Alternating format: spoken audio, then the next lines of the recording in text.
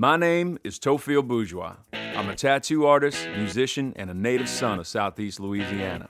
I'm inspired by the world around me and driven by an insatiable curiosity for life's potential. In 2019, after losing my father suddenly, I was thrust into the helm of a Louisiana fishing empire and faced with the question, how do I pick up the pieces after tragedy and right the ship of my father's creation, all while forging ahead with my own passions and pursuits? This is the crossroads of my life, where my art, music, and the land I call home converge. Join me in my quest for a life most lived as we celebrate those bold enough to celebrate themselves. This is Renegade.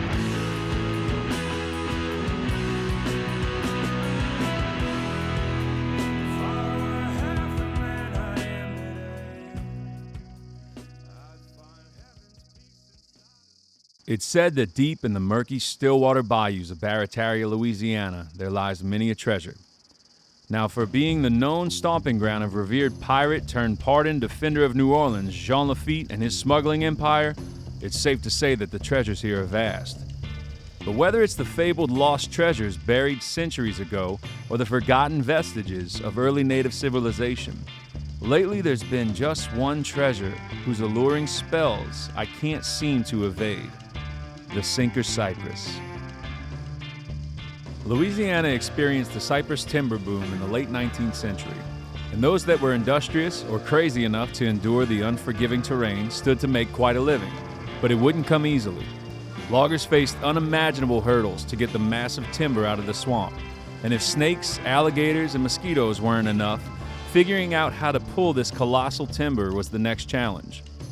Hordes of men and machines carved networks of canals into the swamp so the logs could be floated out and upriver to the mill. Occasionally, these logs wouldn't make the journey, and that's the treasure we seek.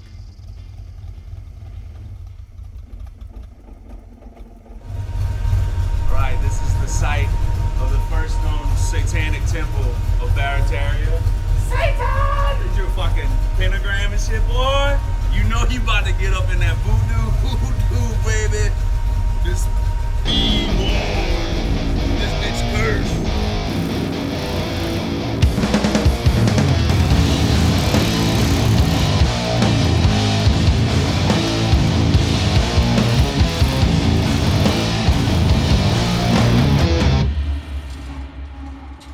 So now that me and Little Toe had our fun scouting for logs this morning, we're back in the wood shop to get ready for today's project. Making a replica of a knife that shaped American history using Sinker Cypress for the handle. We invited our pal Stephen Bateman of Down the River Forge to join us to see how we collect the material that we'll use as the handle. Stephen's an Army Ranger turned knife maker and historian who's made a name for himself crafting one-of-a-kind blades in his home forge. There was this trade network, and in this trade network were these knives. These French knives called Boucherons. Okay. Because every initial contact that these guys made with natives up and down the river, the knife was probably the first thing that they were like, hey man. Oh, please don't kill us. Right, and they'd hand them a knife. Yeah. So they used kitchen knives that turned into combat knives and knives for trade.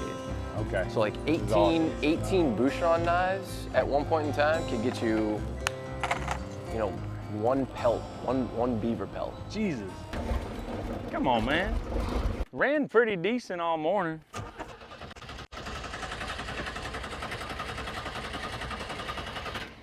You fucker. It's all right. It's actually, the only reason I want to take this boat because it needs to run, and I love it. It's a fucking sweet It's the boat. best little boat.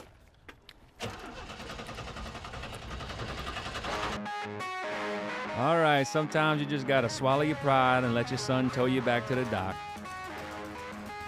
Good thing we got a backup, baby. So now that we got a boat that's actually running, we back on the bayou in search of that sweet, sweet cypress treasure.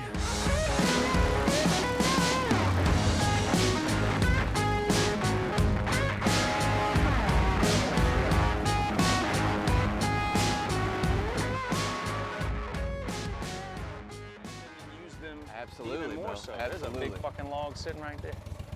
All right, I gotta keep focused on the one. On that one. This is crack You're cocaine. addicted to bro. This is You're cocaine. addicted. Yeah, I know. I see that. Cypress cocaine. I'm telling you, man, when I get into something, like I have an obsessive That's me too, personality. bro. Like, I told my wife I want to start baking pie. I want to get good at baking pies. So I'm like, I'm spazzing out on pies now. Down the river. Yeah, you're right. Let's And go. pies, bro. Yeah, dude. Hey, man, I support that. I like it. Savory pies, fucking custards. Oh, I can't wait till the next episode. I love a good pecan pie. We're going full Julia Childs on the next one. And I can make some pie, you know, tools, man. There you go. Some, you know. This here, this is the pull boat canal. So I'm saying pull boat to enunciate it. So this is actually man-made canals that were cut when this was logging area. Gotcha. So all this old growth cypress. These canals were cut back in the day. These networks of straight canals. So the pull boats, you'd have all these guys cutting. I'm talking cutting by hand, man. And you'll see the saws. I got saws in the lodge where it's just, you know, 2 guys on them just manually pulling. Now these are, you know, 1,000-year-old virgin timber, massive, which don't exist anymore unless it's protected. Right. You might have a couple of these still standing that's protected. Yeah. But it was just such an industry from the late 1800s to early 1920s. It really exploded. And they built an entire canal to log on. Yep. So we call this the poo boat. Yeah. That's how we say it, poo boat. But it's pull boat. Pull boat. Yes.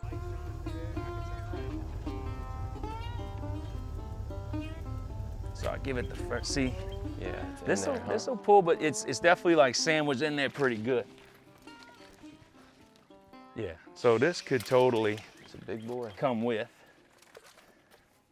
Oh, I wish I could just get in. And what? Okay, so you can see. Yeah, this is a good So one. like this one, where are you just strapping it up and pulling it out the best you So can? this I'll go under that way because I know I can work my hand under it. Yeah. I'm gonna run the strap under it, choke it off, and just start pulling.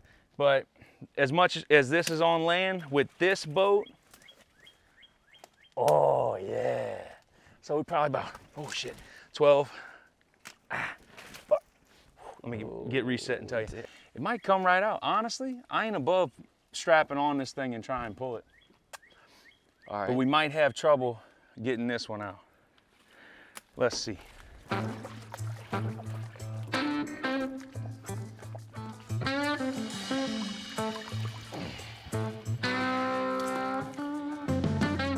may just try and pull, because what's gonna happen, I'm gonna go head out that way, and I'll start pulling, the boat's gonna go straight to the bank.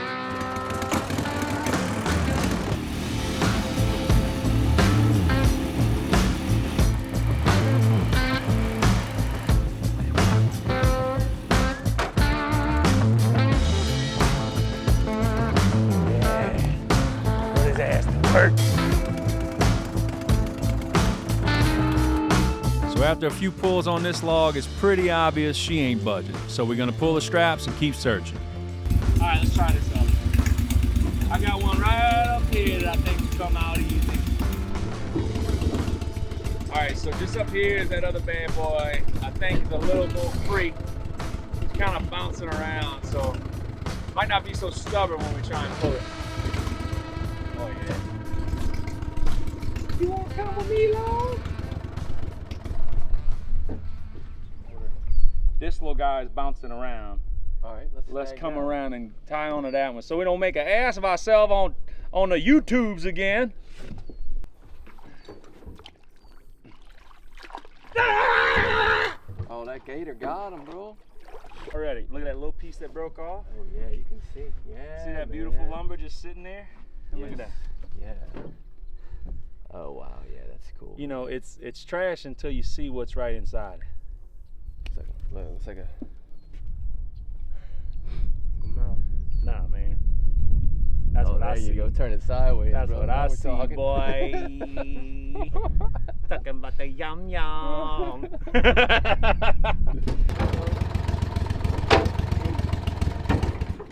Oh, it went in the wheel. Yeah. That's all right. I'm blaming that on Steven. Damn. No, that's okay. The float design has a flaw where the float is not in the center. Oh, all right. Almost. Let's see which we can reach. Think you can reach that? Mm-hmm. I'm motherfucker. Yeah, watch that. Shit. Motherfucker. That'll get you.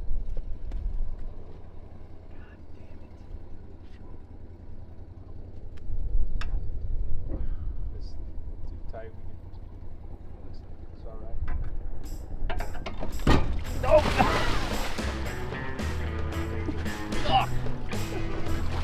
What's that? You got your phone? Oh. Hey, the rope went right in the wheel. We get it off. He just went.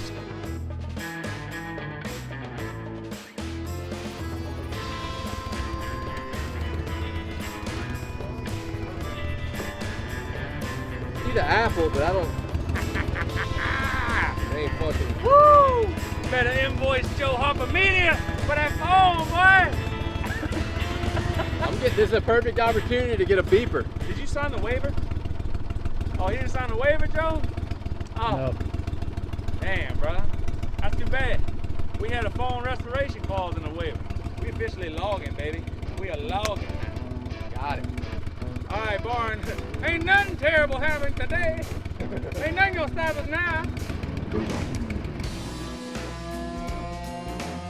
So now that we've given Stephen the brown water baptism, we make the long haul back to the mill and then to the Apple store. And I just hope Stephen don't throw my ass out the boat along the way.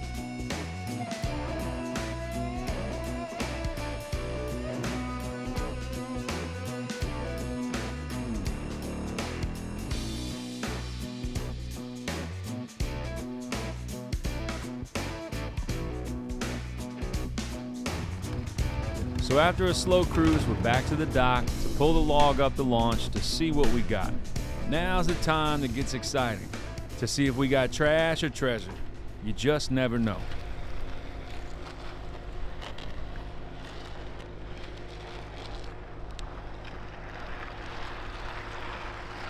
Oh yeah. 27. A world record. All right.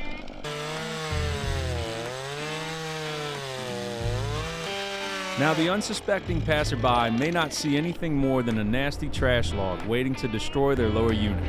But to me, I see cabinet faces, countertops, molding, trim, and any number of other uses for this bayou treasure, limited only by one's imagination.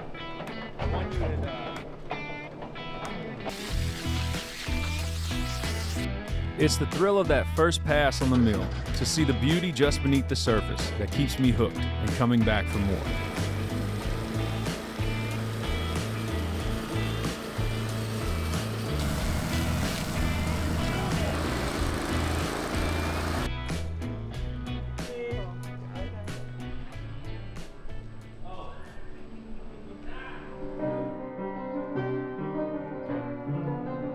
I just keep a piano in my cabinet shop. Why not?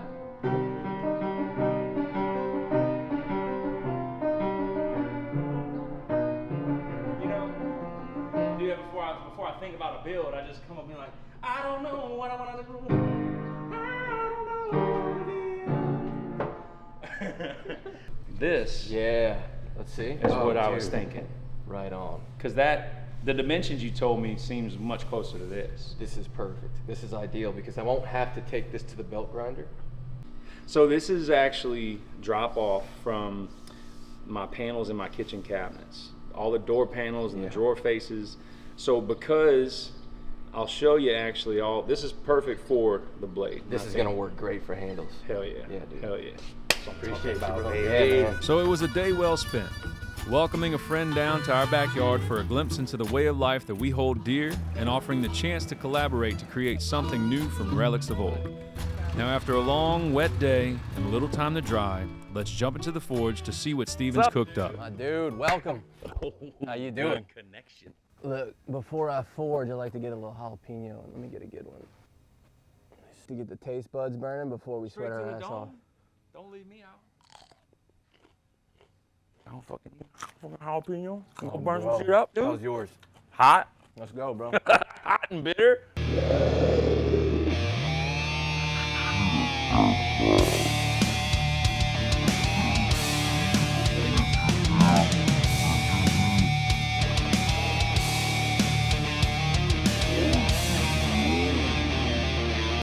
Yeah, after we just ate jalapeno peppers? You got a little seed. I think I got spit coming out. You got a seed. A jalapeno Did you hear? seed Did you right hear there. how I pronounced after? This pepper was so hot it turned me into a Midwesterner, boy. It said, after we get up in here and then we're gonna go ahead and get down. I don't know what the hell just happened. No weak shit, bro.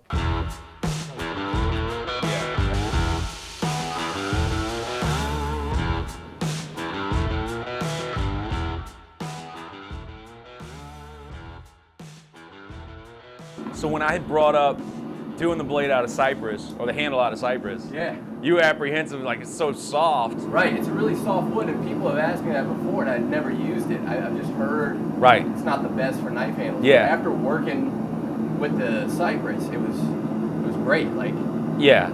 you know, on the belt grinder, I was sort of like, I didn't know what grit to start with. I started Right. with an 80 grit Right. at a slow RPM, and it was fine. Uh-huh. Like, I took a chance and I just Yeah. put it on there, and it was good. Yeah. So I just worked at 80 and then up to 220, and then the buffing wheel, and then some stain, man. Yeah. It came out really nice. So I think like for a working knife, you know, something you carry, like everyday carry, I'd say yeah. But like for me, I was like, once he sees it, it's more of the novelty of having that handle with the wood from the swamp, like the full swamp saber. it's a cool story, You know. man. I mean, you're tying together two historical pieces together. Yeah. Mid 1500s in France, these were kitchen knives. Right. They were butcher knives, so it was a 3-piece set. And there was a long blade, like almost like a brisket knife, Right. and then like a medium chef, and then a smaller chef knife Uh-huh. with a bigger heel. So from spine to heel, it was bigger, right? Okay. Bigger than that Couteau. Gotcha. So fast forward a little bit, like once the knife gets here and it's being used, they need to resharpen it. So they keep grinding it down and it's eating away at the material. Right. So that's the Couteau Boucheron that we know. Okay. I'd never used cypress for handle material. Right. But I was actually very pleasantly surprised how it worked on the belt grinder. Good. And the knife that I made with this cypress handle came out pretty freaking cool, man. This Holy is shit. the bad boy. That's how it looks Oh my when God. it's done, man. That is Come on, dude. the cypress that you gave me from your shop. The swamp saber, the Couteau Boucherie. And this is a Couteau Boucheron. Ah. Couteau Boucheron. I'm Couteau? gonna butcher all the French. What the hell I just word. said? Couteau Boucheron. I said Couteau It's the Boucherie. jalapeno, dude. That's why I did that. I wanted to throw you off. Fake ass Cajun. It's a butcher knife. It was intended for kitchen use in France. Oh man. And there's evidence that suggests mid 1500s, you know, all of these Couteau Boucherons were being used in butcher shops and in kitchens. And once France decided they wanted to expand their territory, right, and colonize North America, they brought Couteau Boucherons with them. We gotta go put it to use, get into some trouble. Swamp saber.